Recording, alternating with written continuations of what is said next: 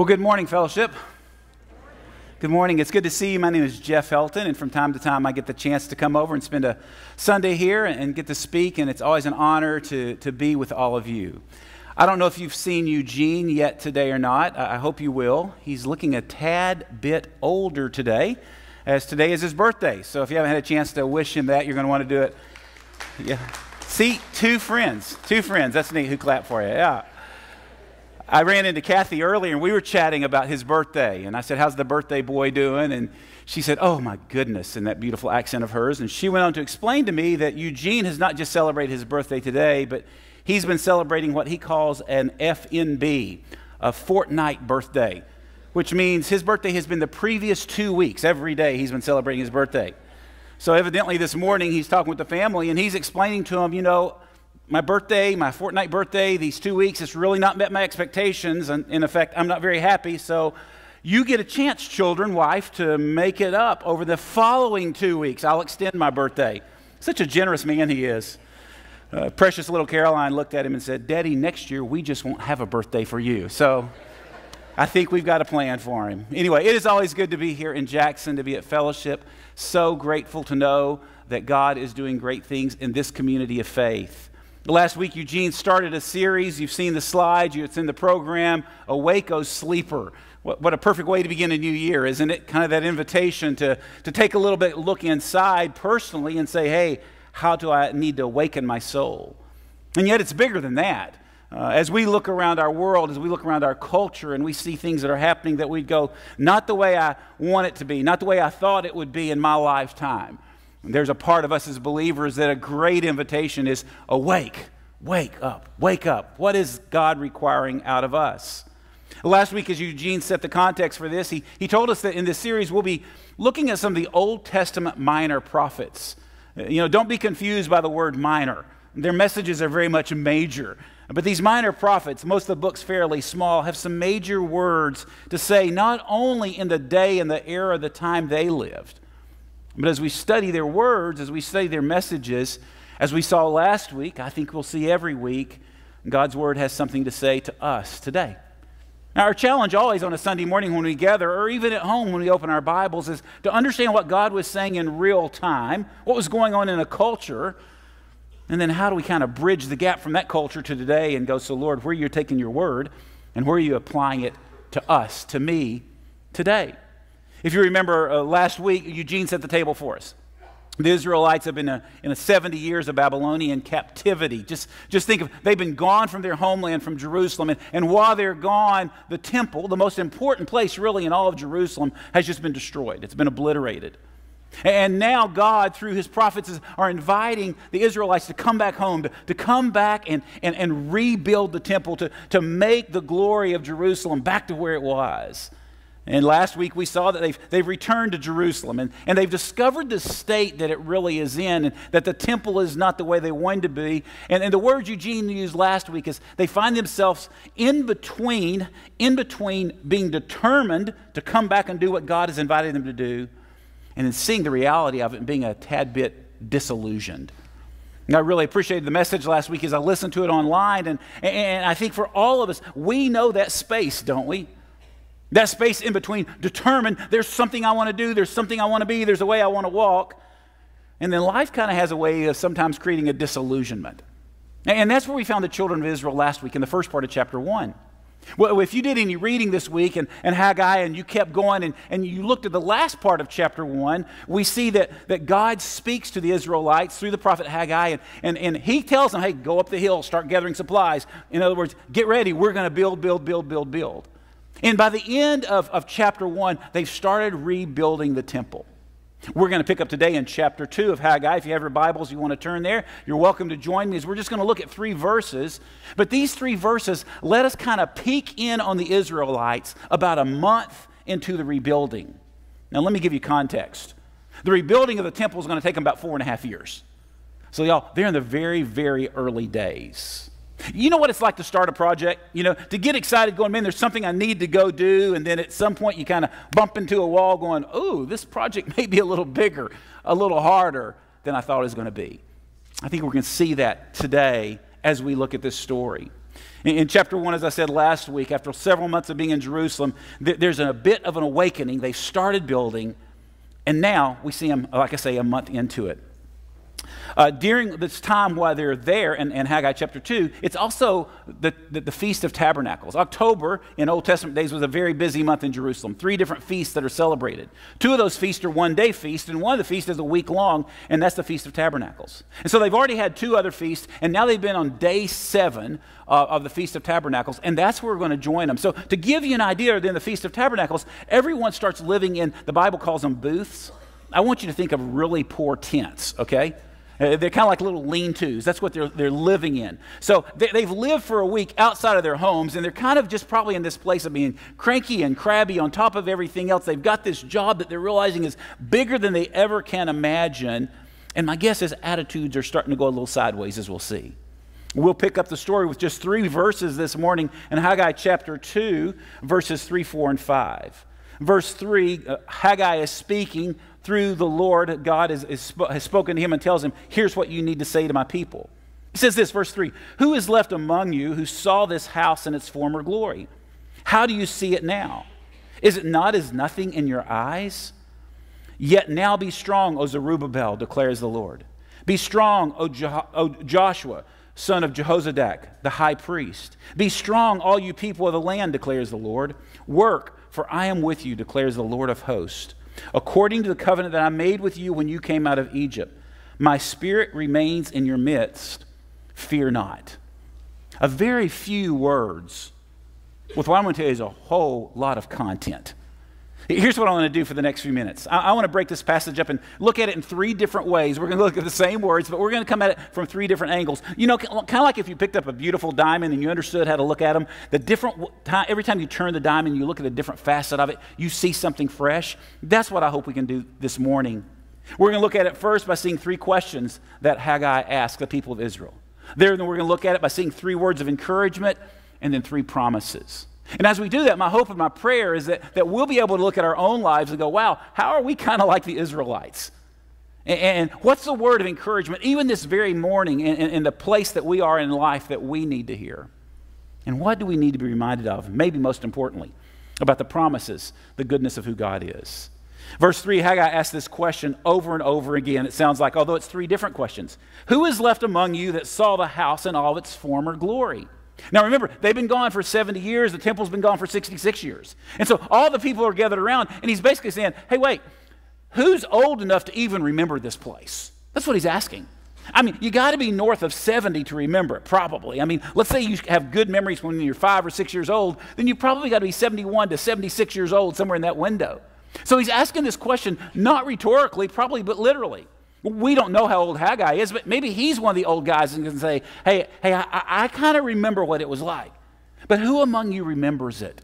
So often, it's easy for us to look back and remember something that was so beautiful, so extravagant, so good, someplace where God showed up. And he's saying, who remembers it? He asked this second question, how do you see it now?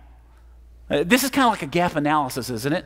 If you remember it in all its glory, what does it look like right now?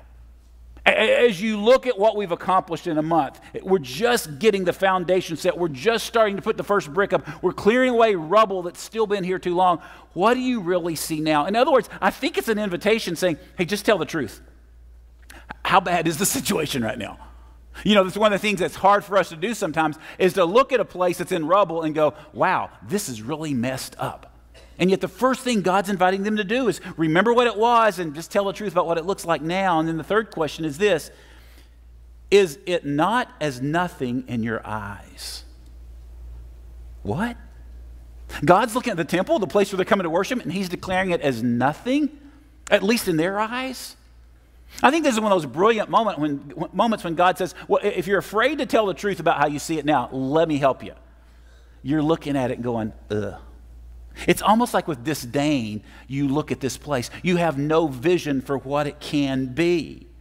I think these 3 questions give an opportunity for you and me to name and identify the truth in our lives. And like the Israelites are being incredibly discouraged in this moment, a month into it, and suddenly they're just like, oh, this is going to be so hard. Sometimes we need to name and identify I'm in a season of discouragement. Don't hear me wrong, discouragement can lead to a really, really bad place for any of us. It can lead to us stepping off in ways that we never thought we would. But discouragement at the beginning, in and of itself, just simply means this: we're human, right? When you live in a world where nothing works the way it's supposed to work, or at least the way I think it's supposed to work, discouragement is a pretty natural byproduct of living in this world. You know, think of it this way, really practically. Have you ever worked really super hard to accomplish something and then only step back to look at what you're doing and go, oh my goodness, well that stinks? A few years ago for my daughter's birthday, I thought, I'm going to make this cake for her that she saw a picture of and she loved and she thought it's so cool. My daughter, God love her, is a Tennessee Vols fan, so, you know, I'm unfortunately with her. We're trying our best to not admit that. But she found this 3-layer cake, and it was an orange and white checkerboard cake. And you people who know how to bake, you know, it's like there's literally an orange square, and right beside it in the cake, there's a white square, and then another orange square. Fascinating to me. I thought, how in the world do you do that? And I thought, do you spray paint it? You know, I had no clue how to do it. So I did a little research, and I found out there's actually these special kind of cake pans you can buy. And so I ordered one from Amazon. It came in, and I looked at it, and I thought, oh, I get it. You know, you take your little round cake tin, and you put this little mold in it, and you pour orange cake mix here, white cake mix here. And, you know, it's really tedious, and you do it, and then you bake it, and voila, you've got this gorgeous, perfectly squared checkerboard cake, right? Wrong. I basically had this light orange cake because the orange and white just kind of blended together and it looked like, you know? And I remember pulling it out of the oven. I was so excited to see it, and I thought, well, that's not what I was making. Or a few months ago, I made a little bookcase for my granddaughter, Palmer, and it was so cool because my daughter-in-law had picked out this bookcase, and it's a little dollhouse bookcase, and it's got these 4 little skinny legs on it, and it's adorable, and I saw this picture that she had given me, and I thought, I can build this thing, and y'all, I spent a couple days in the garage. I was so excited, got the legs on it, and, you know, it's laying on its back the whole time as you're putting it together, and then I sand it all down, I paint it, it's a little white, it's beautiful, and then I set it up, and it sets up for about 30/10ths of a second, and it just kind of, boom, falls over. The legs weren't right. Goofy little examples. But we all know what it's like to do something we have this vision of that's going to be so awesome, only to go, man, that didn't work. But the reality is it's a lot bigger than birthday cakes and bookcases. Sometimes it's how we've been working on our marriage. We've been doing this. We've been going to counseling. We've been talking to this person. We've been in this mentor group. Oh, discouraged. Sometimes it's a conversation of correction that we've had with a child, and the conversation goes brilliantly, or mom and dad, so we think it does, and we get down the road a few days later and we go, there's the same behavior. Or maybe it's how we serve in a ministry and the results that we want to see and what we think should be happening, and we pull back and we look at it and we go, oh, not what I thought. Maybe sometimes it's even how we engage with a neighbor or a coworker, and we find that courage in us to walk up to him and start talking to him about the gospel and who Jesus is, and there's just this stiff arm, kind of this ignoring it of it, or maybe even worse, kind of making fun of us for believing what we believe. You know what it's like to feel discouraged? The Israelites did, and these 3 questions I think that we start with this morning, they draw us back to the simple truth of when discouraged, the sooner we tell the truth about it, the sooner we can do something about it. So often, and y'all, I'm one, you're one, many of us are at least, we're Southerners. And we learned at an early age how to put on a smile no matter what's going on, didn't we? We learned how to never let them see you sweat, how to never have a problem or a care in the world. And after a while, we start believing that.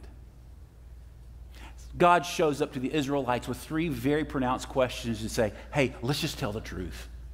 This is a time of discouragement. It's leading beyond discouragement. It's leading to despair. It's leading to a place where you're just not sure. Will it ever look the way it used to look?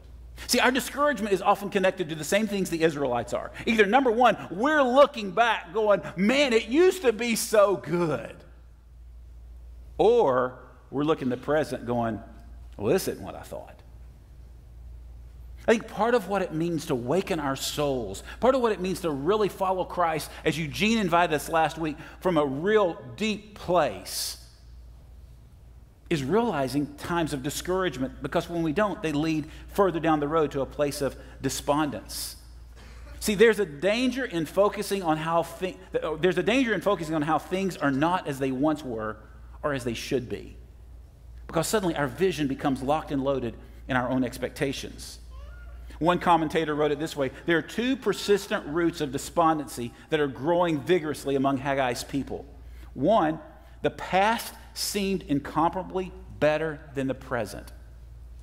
And two, the present seemed much less than worthwhile.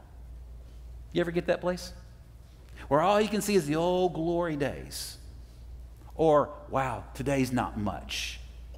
When that happens, it can lead us to discouragement, despondency, maybe at the extreme, even depression. And the good work that we've been doing, like rebuilding the temple, can come to a halt, and in the spirit of this sermon, we are suddenly lulled to sleep. We go out through we start going through the motions. Our passion wanes. We don't engage in the important things anymore. We live as if we're helpless. And it's in those moments of discouragement and despondency that we need a strong word of encouragement. So let's look at the passage again. Three questions that help us tell the truth about, yes, there are times, and maybe today is one of those seasons when I know what discouragement feels like. Well, to all of us this morning, God's word says there's three words of encouragement. Verse 4, yet now be strong. Be strong, all you people of the land, declares the Lord. Work, for I am with you, declares the Lord of hosts, according to the covenant I made with you when you came out of Egypt. My spirit remains in your midst. Fear not. Three little phrases, real quick, let me hit, that are three words of encouragement to the Israelites. Number one, be strong. Be strong. Y'all, if you're a good Israelite living in those days, who comes to your mind when you hear God say, be strong? I bet for a lot of them it had to be Joshua. See, that was the word that God spoke to Joshua. Be strong, be courageous. It was that strong sense that right after Moses has died, God shows up to Joshua and says, be strong, there's hope for you. In other words, it's as if a word that sometimes we need to hear in our discouragement is, look, you started strong. Be faithful, be persistent. Hold on, you can finish strong as well. Sometimes being strong really is about perseverance and persistence. Those are words that we don't like sometimes in the Christian life. You know, I want it to be pretty easy, don't you? I want my faith walk to go well. If I sense God's leading me to do something, I want to do it, and voila, everything happens, and I can feel good about it. But sometimes it's more like hit a wall, hit a wall, hit a wall. And so part of the encouragement for all of us this morning is this, in the midst of our discouragement, what does it mean to be strong? The second word is this: work. Work. There's a real noble work we're all called to do. It really goes back to the Garden of Eden, that when God shows up and appears to Adam and gives Adam this work that he's called to do in tending the garden. Even in Eden, the perfect place, there was work for us to do, right? And for all of us, our whole life long, there is work. So often what happens, though, is when discouragement comes, the first thing we do is we put our tools down and say, okay, I can't do it anymore. That's what I felt when I was building the little dollhouse. Actually, what I did was I knocked the legs off of it. I was so angry, the work wasn't working right, so I just quit. But at some point, if I'm going to finish the dollhouse, I had to come back and pick up the tools and do the work. It's a pretty familiar picture in the Old Testament. Nehemiah, when he takes the people back to Jerusalem in another era to rebuild the walls that have been broken down, he constantly is reminding them every day, hey, we've got work to do. We've got work to do. In my sanctified imagination, I feel pretty confident that in this season of Israel's history, they had to be reminded that there's work to do. So often in the midst of discouragement, we just stop, we pull back, and we go, okay, I'm done. The word of encouragement for some of us this morning may be what God is saying to the Israelites. Hey, the temple will never get done if you just sit back and watch it try to happen. Engage, work, move forward, do your part. See, no wall gets rebuilt without work. No temple gets rebuilt without work. Y'all, no brokenness in our lives gets rebuilt without work. For some of us, the word of encouragement this morning is going, you know what, I need to work. And what might that look like? Your first act of work might be as simple as saying, I need to speak to someone about this. I need to make a move in the right direction. I need to recalibrate. Maybe that's your word of encouragement, to be strong, to work. And thirdly, to fear not. To fear not. You know that phrase, fear not, shows up in the Old Testament and the New Testament together 366 times, one commentator says. I always laugh. He says that's one for every day of the year and a bonus, even for leap year. You know, maybe the reason fear not shows up so much in the Bible is because God in his infinite wisdom knew that we would be people who would really be afraid a lot. And about every day we would need a reminder, fear not. We would need to be reminded that God goes before us, that we don't have to fear in the situations we're in. Sometimes fear gets driven by the voices of the crowd around us, doesn't it? Eugene mentioned the mob last week. I think the same idea is true here. It is the Feast of Tabernacles. There's a lot of people who come to Jerusalem, and no doubt many of them are coming in going, wow, y'all came back to rebuild the temple and this is all you've done? And when that happens, fear can begin to metastasize, like, my goodness, will we ever get this job done? I think back to so many moments in my parenting when discouragement would really kick in at a deep level. And it's interesting, discouragement and fear seem to be the opposite sides of the same coin so often. I would get discouraged because of a behavior my child was doing or something that had happened. And the next thing that I would realize is, my goodness, I'm really afraid. Will my kid always be like this? Will my kid make huge mistakes in the future? And when we're unaware of those two things, fear usually tends to win, and our discouragement continues to deepen us. Maybe your word of encouragement this morning is one of going, wow, I need to speak to the truth that I'm in a season of a lot of fear. And God's word speaks back to me, fear not. I love these three phrases that God says through Haggai to the people of Israel. Be strong, get to work, don't fear. Y'all, we could write those on our mirror and read them every morning. I mean, to me, they're that rich, they're that important. But with these important words, if we're not careful, we miss the emphasis that's really at the core of this text. Because at the core of this text, while there is direct encouragement from God himself to be strong, get to work, don't fear, if we're not careful, we'll hear those words and all we'll do is we'll just go and do it ourselves by ourselves. That's easy to do, isn't it? I'll just go take care of everything then. If it's not right, I'll fix it. But it's interesting, with those three encouragements that come nestled in this passage as we look at it the third time this morning are three promises. And I'll submit to you this, the three words of encouragement won't do you any good if you don't remember the three promises first. Because all we'll do is we will take those three words of encouragement, to be strong, to get to work, and don't fear, and we'll try to do it in our own power. And you know what that leads to? That leads to discouragement. Do you see the cycle we're creating? I'm discouraged, so I think now I'll be strong and I'll get to work and I won't fear, and man, I'm not making much progress and I'm back to discouragement again. Only it kind of works like this. And every time we go around the cycle, that discouragement seems to get lower and lower.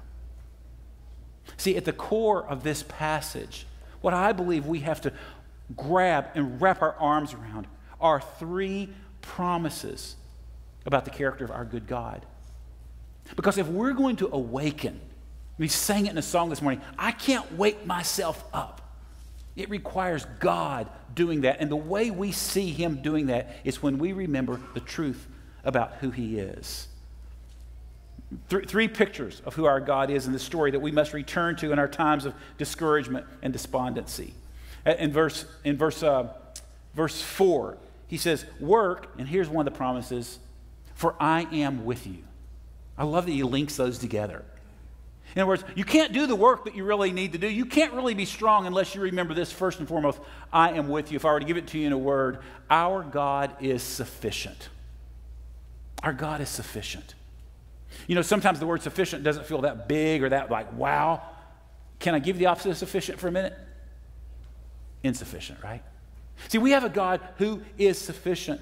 In one of the pinnacle moments of the history of Israelite, Moses is being tasked with going to speak to Pharaoh. And the reason he is to go in and say, hey, let my people go. We've been in this Egyptian slavery long enough. You need to let our people go. And Moses is not exactly excited about this task that God has given him to do. No doubt he was a little discouraged, if not discouraged, overwhelmed. And yet what we read in the book of Exodus are these words. But Moses says to God, who am I that I should go to Pharaoh and bring the Israelites out of Egypt? Do you hear the discouragement? Do you hear the despondent? And God said, I will be with you. Those words sound familiar from our words in Haggai today? I will be with you, Moses. And this will be the sign to you. And God goes on and says, let me tell you what I'm going to do as I walk with you. At the end of the interaction, God says to Moses, after Moses says, well, who do I tell the Pharaoh has sent me? And what is your name? I mean, I'm not just going to show up and say, let my people go. I need some authority behind me. And God says, tell him my name is I am who I am. Those two words, I am, for the Israelites were heavyweight punches. They reminded them of the God who is sufficient in every situation. So when God says through Haggai to the Israelites, for I am with you, there had to be the sense of, oh yeah, the I am. Oh yeah, the God who is sufficient, the God who knows how to deliver. Be strong and go to work, for I am with you. He is the great I am, the one who is enough for Moses. Hey, Israelites, as you're rebuilding this temple, he's enough for you. Hey, fellowship, this morning, in the midst of whatever place of discouragement that you may find yourself, the I am is with you. He is sufficient, never alone. Getting chased by the Egyptians, he's sufficient. Running up against a Red Sea, knowing, man, we're about to die, he's sufficient to part the waters. Lost and wandering in the wilderness for decades, he's sufficient. He's there. God's sufficiency is not defined by our circumstance or our discouragement. Did you catch that? God's sufficiency is not defined by your place of discouragement or by your season or your place in life. I think that promise of the sufficiency of God is one that if we're going to continue to do the work that God's called us to do, we have to have front and center. God, you're sufficient. God, you're enough. God, I don't have the resources to battle these cultural wars. God, I don't have the resources to make my marriage work. God, I don't have the resources to know how to engage. But you are sufficient. But you are sufficient. Second promise that's in the passage. Our God is faithful. Verse 5, according to the covenant that I made with you when you came out of Egypt. I love that God brings them back to this promise. Hey, wait, do you remember I'm a covenant-making God? But do you know I'm still a covenant-keeping God? I don't just make covenants with half measures back with Moses and then forget about you. Hey, guys, I've not forgotten you at all. I'm locked and loaded on the covenant I made to you. I'm a covenant-keeping God. See, 3 months into their journey out of Egypt, after the God who was sufficient to deliver has shown up, the Israelites find themselves in the desert at Sinai. And there they set up their camp. And they set up their camp right at Mount Sinai. And if you remember the story, Moses goes up to the mountain. And when he comes down after an incredible encounter with God, he brings back what we would talk about as the 10 Commandments, what we know as that moment. Powerful moment. But it's a moment ultimately when God is establishing what sometimes we call the Mosaic covenant, a covenant he makes with Moses that really is just reinforcing the covenant that he's already made with Abraham. And it's a covenant that at its core is saying Israel is a special possession. Israel will be a kingdom of priests to God. Israel will be a holy nation. God will fight for them and overcome their enemies. And fourthly, God will treat Israel with grace and mercy and forgive all of her sins no matter how she behaves. I mean, there's the covenant that you can bank on. And God is reminding these Israelites in their discouragement, in their despair, hey, hang on. Remember the covenant I made with you? It's still intact. It's still in force. See, for us this morning, in the midst of a season of discouragement, in the midst of a season where it just feels like despondency is starting to set in, maybe we need those same reminders from that covenant God made with Moses that we are his special possessions, bought with a price, engraved our very names in the palm of his hands. We always have access to God through our great high priest. We live as priests who get to intercede for each other, but we have the great high priest who literally intercedes on our behalf with God. God is fighting for us in every situation. Because he's sufficient, he is faithful to show up. And because of his faithfulness, God always treats us with grace and mercy. Yes, even when we don't deserve it. See, our times of discouragement, even our times of sin and unfaithfulness, they never thwart God's faithfulness. And for some of us, the encouragement that we may need this morning may be rooted in this promise that there is a God who always has been, is, and always will be faithful. There's never a moment when he's not dependable. Hear me, when my focus gets on looking back to the way the temple used to look, when my focus gets on, oh my goodness, it's not the way it should be now, it's easy for me to want to blame God for it, isn't it? But God is always faithful to us. God is sufficient. He is faithful. And then in verse 5, I say it this way, God is always filled with active power for us. Verse 5 says it this way, my spirit remains in your midst, so fear not. And maybe it's the word remains that some of us needs to hear today. Remains. He is the same yesterday, today, and forever.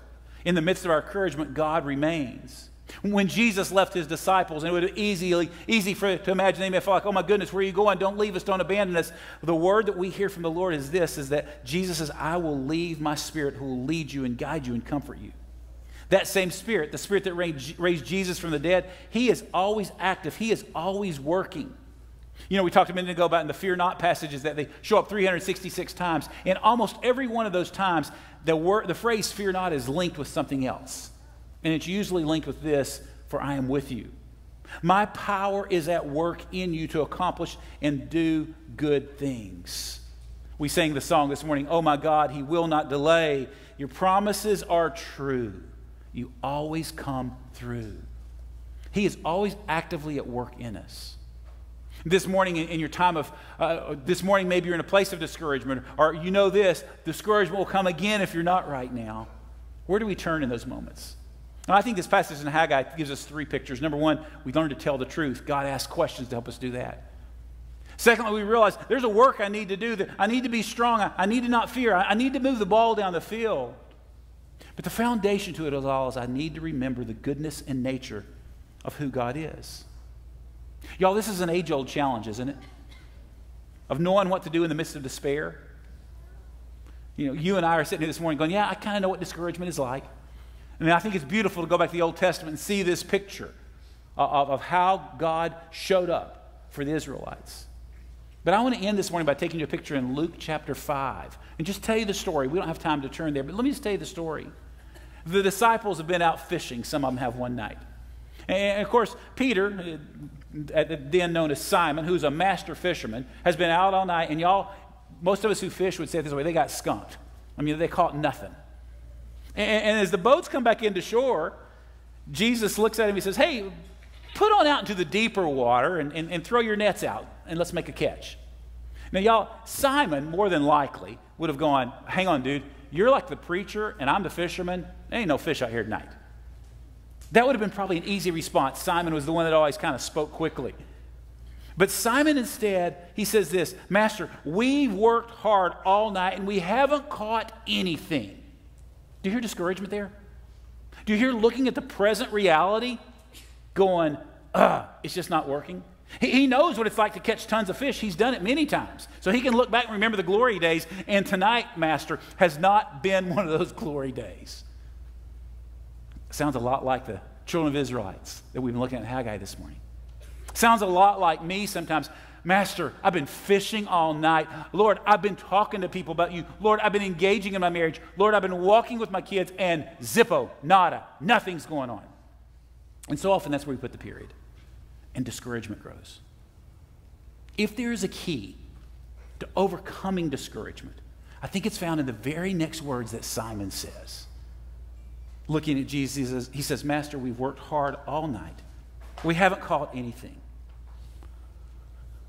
But because you say so, I will. But because you say to go out to the deeper water and let the nets down, I will. Because you say there's more than I can see right now, I will. Because you say to be strong, I will. Because you say work, I will. Because you say fear not, I will. Where is it this morning that God's word speaks to you? And where is it like Simon, you need to just tell the truth, Master, I'm exhausted, fished all night. But because you say so, I will. Would you pray with me this morning? Father, may we this morning take this powerful message from the Old Testament that your word teaches us. And in the midst of our discouragement and despondency, may we acknowledge your call, that we're called to be strong and to work and to fear not. But Father, at the most profound level, may we hear your gentle voice to many of us, if not all of us this morning, just saying that one word, awake. Awake. Awake, for I am sufficient for the task. Awake, for I am faithful to what I have promised. And awake, I am actively working even when you can't see it. Father, thanks for the power of your word that reminds us in so many places that we can be confident of this, that you, the one who has started a good work in us, you will bring it to completion. Father, thank you for the exhortation that Paul gives us, that we can be steadfast and immovable, always abounding in the work of the Lord, knowing that in the Lord our work is never in vain.